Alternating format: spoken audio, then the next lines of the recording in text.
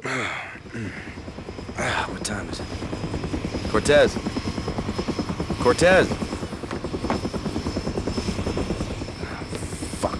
Hey, yeah, Now, there's no problem here. I have a fishing permit. Motherfucker! Ah! There's no way! Who the hell has helicopters out here?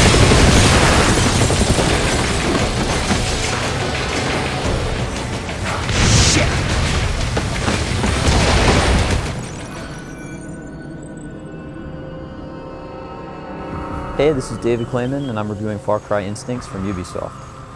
Far Cry Instincts is a first-person shooter that's exclusive to the Xbox, and it was originally thought of as a port from the PC, but it's actually an entirely new game. There are a couple key differences from the PC version of the game. First off, graphics. The environments are not nearly as large as on the PC. In the PC, you had this go anywhere, do anything sort of feeling, and that's not exactly possible on the Xbox hardware, but they have amended the gameplay to make up for these hardware differences. This happens in two distinct ways. One, the difficulty and quality of the enemy AI. Instead of facing really accurate enemies, a couple at a time, you're going to face a lot of enemies at once, and their AI might not be as good, but in large groups, they're really going to give you a tough time.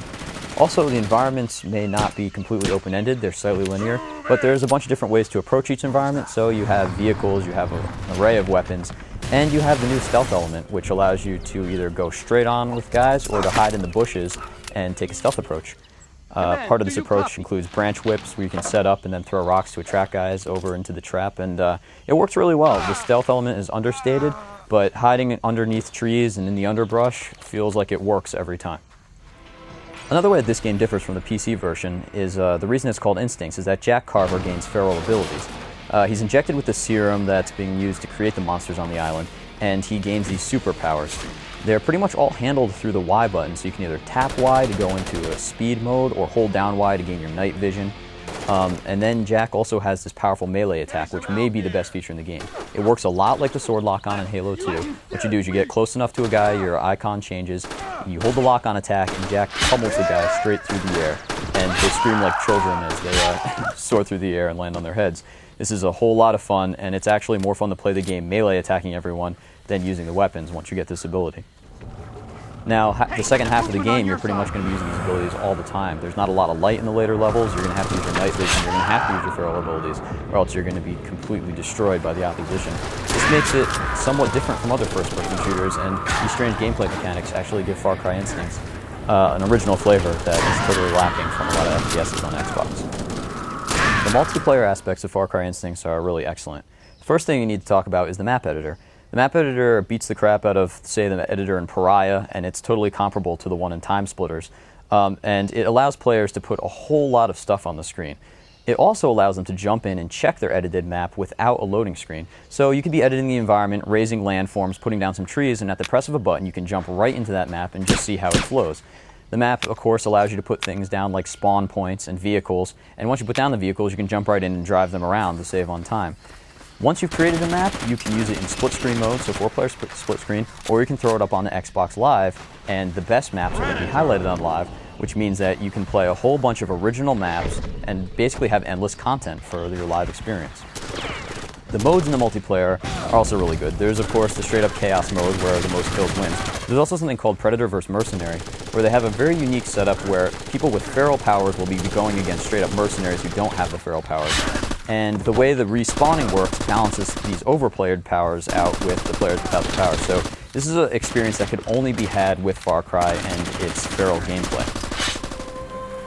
In terms of graphics and sound, this is about as good as you're going to get on Xbox. This game really showcases a game that's coming at the end of the generation, where they're using every bit of juice in the system. The foliage is pretty amazing, and I, for one, didn't think that they could get some of the same visuals that was existing on the PC onto the console, but they managed to do it by tightening up the environments. The water effects are amazing, and the slight nuances like camera blur and focus when Jack jumps out of the water really add to the experience. You'll also notice a slight visual cue that doesn't make a huge difference, but when you enter a bright room, your eyes adjust to the light, and the same for when you enter a dark area. The sound is also great. I already talked about guys screaming as they get pummeled by Jack, but you'll hear people having interesting conversations. There's radios that play little sound clips, and the voicing of Jack Carver is done by Stephen Dorff, which adds a little bit of campy quality to the game, which was already there, and this just accentuates it. Aside from the visuals and sound, Far Cry also has a lot of extras. For example, there's a ton of vehicles thrown in. You've got Humvees, ATVs, jet skis, and boats, and often they'll throw in more than one of these at a time. So Jack has the option of either flying across the top of a river, swimming under it, or maybe riding alongside it. This makes the player feel like they have a ton of options. Also, the combat zones are packed with weapons, often a lot of turrets. You have mortar turrets and heavy machine guns. And once Jack obtains his feral abilities, he can even rip these right out of the ground. This gives the player a sense that they're playing with an overpowered, crazy animal, not just your normal FPS meathead. So just another way that Far Cry Instinct transcends what the normal shooter does on Xbox. Far Cry isn't without its flaws. The single-player experience isn't all that long, although this is made up for a bit with the multiplayer experience, which includes the map editor. You'll also run into some graphical and artificial intelligence problems. For example, you'll see some pop in some of the larger environments, and once in a while you'll find the enemies running around like zombies. This, however, is kind of outdone by the fact that Far Cry is a balls-out shooter. We're not really worried about what the enemy is doing specifically, you're just worried about running through the woods, killing as many people as you can, and getting to the next checkpoint. Far Cry Instincts received a 9.0 on the Xbox channel, mainly due to the fact that the feral abilities bring something new to the first-person shooter genre. Add to this the map editor and the new multiplayer modes, and you have yourself a winner. I highly suggest that you go and check it out.